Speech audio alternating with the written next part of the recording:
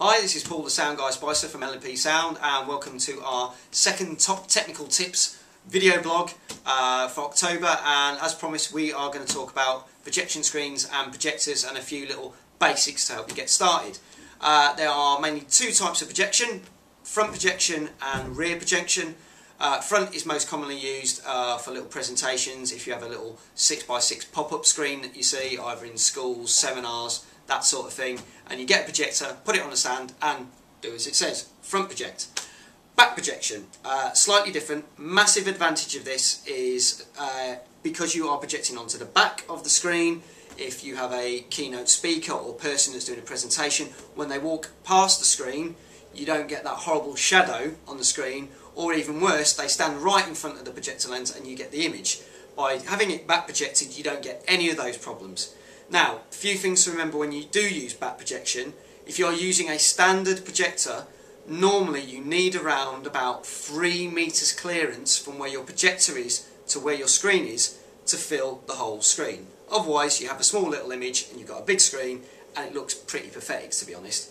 Now, if you haven't got the luxury of the space, but you've got a little bit more money to play with, you might want to buy a wide angle lens projector or a short throw projector.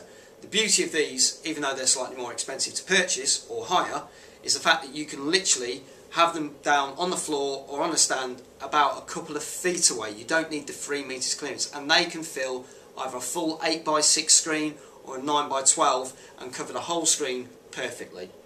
A couple of little top tips about projectors. If you have plugged your projector in and you've got your PowerPoint or your screen and the image doesn't look right, let's say for instance it looks purple or blue, we've had this before. It's not always the projector that might be the problem.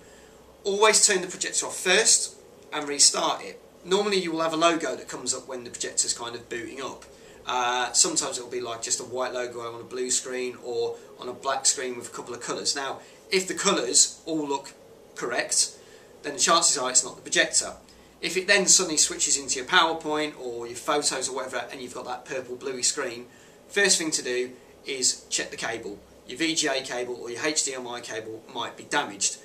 We had this recently with a client and it can often be a problem. Second thing, Mac users. Big thing about this. Mac users, often when having presentations, annoying thing about a Mac is that you don't necessarily have the compatible parts to connect with a standard projector. So if you've bought a Mac and want to do a presentation, then make sure you have bought the adapters so that it transfers from your Mac to VGA to perfectly fit in with your projector. Other thing, if your image on the screen is looking very different to what's on your laptop in terms of the size or the shape, or maybe you've got a perfect circle on your screen but you look at the projector screen and it looks more like an egg shape, this means that your resolution on your laptop is set too high. Just go into your control settings on your display, change your resolution down, and you should find you've got the same image on your laptop that's on your screen.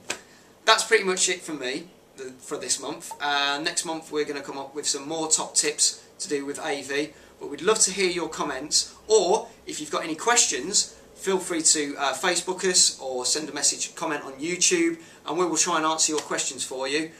Just drop us a line at inquiry@lnpsound.com. That's all from me. Thank you very much.